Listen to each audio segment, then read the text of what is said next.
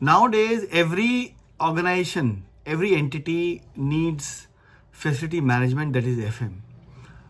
Be it is a banking organization or an insurance company or any financial sector, hospitality, transport, manufacturing unit or production house, textile house, or anything in India, across the globe, whichever organization is there, everybody needs FM. Because when you take a facility, when you source of facility, see here facility would mean an office, right? Irrespective of the small or a large compound, but it refers to an office. So every office needs to be managed by some people, some processes, right? जैसे आपका घर होता है, आपका घर है, चाहे rented है चाहे अपना खुद का है, बट आपको मैनेज तो आपके घर को करना है ना. घर की साफ सफाई रखनी है, घर का एक्सपेंस मैनेज करना है, सामान खरीद के लाना है, शोकेस करना है, ऑल दोस थिंग्स. पानी की सप्लाई है, बिजली की सप्लाई है, गैस की सप्लाई है. जो जिस तरह से आप अपने घर को मैनेज करते हो, उसी तरह से एक फैसिलिटी को, एक ऑफिस को मैनेज किया जाता है. You can say that it depends the quantum of work, the size of the facility depends on the quantum of work. कि फैसिलिटी के हिसाब से, ऑफिस के साइज के हिसाब से वर्क डिफाइन होता है कि वर्क का क्वांटम क्या है. जैसे गवर्नमेंट चलती है, गवर्नमेंट भी यही सेम चीज़ है. जो हमारा मिनिस्टर है वो हमारी गवर्नमेंट को रन कर रहा है, तो उसका गैमेट बड़ा होता है, बहुत बड़ा होता है, उसका स्कोप ऑफ वर्क बहुत बड़ा होता है, बहुत चीज़ें अंडर आती है उसके. लाइकवाइज जो आपका ऑफिस है, आपका डिपार्टमेंट है, उनका जो भी हेड होता है, he is just like a minister of any government body, right? जो ओवरऑल टेक केयर करता है पैन इंडिया ऑपरेशंस को या ग्लोबल ऑपरेशंस को, डिपेंड करता है. ठीक है, तो जो भी इंडस्ट्री है, जो भी ऑर्गेनाइजेशन है, सबको फैसिलिटी चाहिए. और ये ग्रोइंग इंडस्ट्री है. ठीक है, जितने ऑफिस नए खुलते जा रहे हैं, इंडस्ट्रीज नई सेटअप होती जा रही हैं, नए नए वेंचर्स आ रहे हैं, बाहर की कंपनी इंडिया में इन्वेस्ट कर रही हैं, यहाँ पे ऑफिस बना रही हैं. तो आप देखिए, जब ऑफिस बन रहे हैं, इंडस्ट्रीज खुल रही हैं, तो वहाँ पे लोग, उनको मैनेज करने के लिए लोग तो चाहिए ना. ठीक है ना. तो इसलिए फैसिलिटी मैनेजमेंट की डिमांड कभी ख़त्म नहीं हो सकती. And I will tell you one thing, overall employment growth of facility management industry is projected to grow by 6% from 23 to 33. That means in another 10 years, obviously 1 year has already gone, so in another 9 years the demand for the facility management employment will grow by 6%, right? Above all the professions, average for all the occupations, I would say it will grow by 6%. So आप देखिए, ये demand तो कभी कम होने वाले नहीं है. Now हम कहते हैं कि व्हाट इज फैसिलिटी मैनेजमेंट. मैंने पहले भी बताया आपको कि facility management is all about people and premise, लोग और जगह, राइट? जैसे आप घर में देखते हैं लोग और जगह, ऐसे ऑफिस में होता है लोग और जगह, ऐसे गवर्नमेंट के साथ होता है लोग और जगह. अब लोग और जगह में बाकी सारी चीज़ें आती हैं. So the main stem is facility management. The main two branches of facility management is people and premise, and sub branches are their processes, their needs, their sourcing, everything. जो भी आता है उसके अंदर, वो उसकी सब ब्रांचेज होती हैं, right? I would say that minimum qualification to enter into a facility management role is minimum a graduate. A graduate person, एक graduate होना बहुत ज़रूरी है facility management के रोल में आने के लिए. ठीक है, there are many institutes जो कोर्सेज कराते हैं, not many but few institute जो कोर्स कराते हैं और वो जॉब लेते हैं यहाँ पे, but that is very expensive. एक आम आदमी के लिए, एक मिडिल क्लास से लोअर मिडिल क्लास के लिए पॉसिबल नहीं है कि वो लाखों रुपए खर्च करें और इस कोर्स. पहली बात तो ऐसे इंस्टीट्यूट बहुत इक्के दुक्के, 1 2 3 ही हैं जो इस तरह का कोई डिप्लोमा कराते हैं. बट अगर मैं बात करूँ फैसिलिटी मैनेजमेंट की पर से एज अ वर्टिकल, अब उसके पहले मैं आपको ये बताता हूँ कि there are 3 verticals, right? Infrastructure as a umbrella में 3 वर्टिकल होते हैं. पहला रियल एस्टेट, दूसरा प्रोजेक्ट्स, तीसरा फैसिलिटी मैनेजमेंट. हम बात कर रहे हैं फैसिलिटी मैनेजमेंट की. रियल एस्टेट का काम होता है प्रॉपर्टी को सोर्स करना, एक्वायर करना. प्रोजेक्ट्स का काम होता है उस फैसिलिटी को बनाना, कंस्ट्रक्ट करना, इंटीरियर करना उस फैसिलिटी का. ठीक है, उसके बाद काम आता है फैसिलिटी मैनेजमेंट का. मतलब प्रोजेक्ट वाले हैंड ओवर करते हैं फैसिलिटी टीम को कि भैया अब प्रॉपर्टी आपके हवाले है, आप इसको मैनेज करो, मेंटेन करो, right? So the ongoing basis role of facility manager is so hard and vast. उसको निरंतर डेली उस फैसिलिटी के बारे में सोचना पड़ता है, उसका ध्यान रखना पड़ता है, वहाँ पे लोग जो काम करते हैं उनके इश्यूज के बारे में देखना पड़ता है. So I would say that it's a very challenging role and very interesting also. आप डे टू डे इतना बिजी रहते हो, नई नई चीज़ें इनोवेट करते हो, तो आपका मन लगा रहता है and there is lot to do.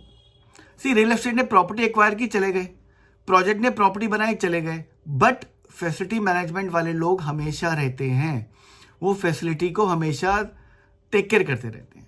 ठीक है, देखिए, if you do not manage any facility well, आप जो वहाँ लोग काम कर रहे हैं उनके लिए एक अच्छा वर्क एनवायरनमेंट नहीं पैदा कर सकते, उनको नहीं प्रोवाइड कर सकते.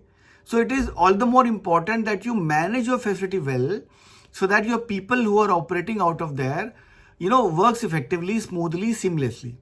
Subsequently, you have to also work towards your management also, so that, whatever spend you are spending, whatever expense you are making to manage that facility should value for money. Right? अब ऐसा तो नहीं है ना कि आप अंधाधुंध पैसा खर्च कर रहे हो फैसिलिटी को मैनेज करने के लिए. आपको पैसे को वाइजली खर्च करना है ताकि आपको वैल्यू फॉर मनी आ पाए. राइट? तो ये भी इंपॉर्टेंट है बहुत ज़्यादा. सब्सिक्वेंटली अब जो लोग होते हैं वहाँ पे पीपल, वो आपके कौन होते हैं? वो आपके इंटरनल कस्टमर्स होते हैं. ठीक है, और जो मैनेजमेंट है वो आपके स्टेक होल्डर्स हो गए. ठीक है, तो उन दोनों को आपको subsequently hand to hand manage करना होता है, तभी आप एक अच्छी फैसिलिटी को मैनेज कर पाते हो. अब वो ज़माना नहीं है कि जब हम कहते हैं कि फैसिलिटी मैनेजमेंट एक एक्सपेंस हेड है. देखिए, किसी भी ऑर्गेनाइजेशन में जो नंबर 1 कॉस्ट स्पेंड करता है वो होता है HR, क्योंकि वो एम्प्लॉय हायर करता है. राइट? लोगों को हायर करता है. तो जो FTE कॉस्ट होती है, फिक्स्ड टर्म एम्प्लॉय कॉस्ट होती है, वो that is very high above all cost. Right? Second number comes for FM, facility management का, क्योंकि उनको खर्चा करना होता है. बिजली का बिल पे करना है, पानी का बिल पे करना है, स्टेशनरी है, कुरियर है, टी कॉफ़ी है, वाटर है, AC है, DG है, UPS है, फायर अलार्म है, चाहे वो कैपिटल एक्सपेंडिचर है, चाहे वो ऑपरेशन एक्सपेंडिचर है, केपेक्स या ओपेक्स. ठीक है, तो अभी क्या होता है कि FM टीम सिर्फ खर्चा नहीं कर रही है, वो आपको पैसा बचा के भी दे रही है.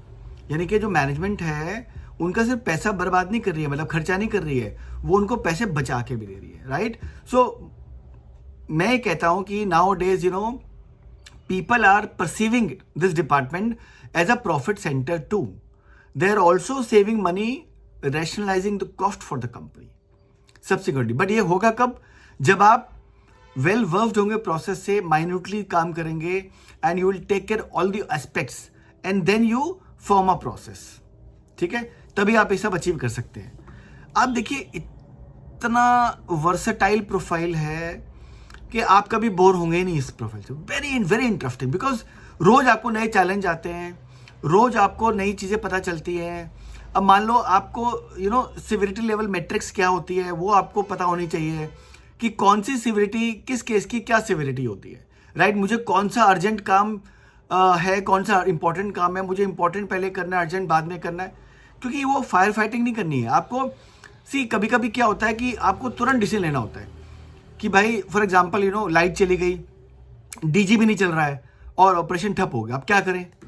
Then you start thinking, then you start opening your think tank के बॉस, ऐसी सिचुएशन में what should I do? Should I have another DG for a backup of a backup? Right? और आपके DG की सर्विसिंग टाइम पे होनी चाहिए ताकि वो कभी कॉन्क ऑफ ना हो. वैसे तो मशीन है, कभी भी कॉन्क ऑफ हो सकती है, बट वैसे मैं बोल रहा हूँ आपको. तो ये इतनी ज़्यादा कभी कभी क्रिटिकल चीज़ें, सिचुएशन आती है आपके सामने कि आपको बहुत कुछ सिखा जाती है. Very interesting profile guys. I would से अगर आपको ज्वाइन करना है तो आप प्लीज़ ज्वाइन करिए इस प्रोफेशन को. वेरी गुड प्रोफेशन, वेरी आजकल बहुत लाइमलाइट में है. गवर्नमेंट भी काफ़ी पैसे इन्फ्यूज़ कर रही है इंफ्रास्ट्रक्चर में.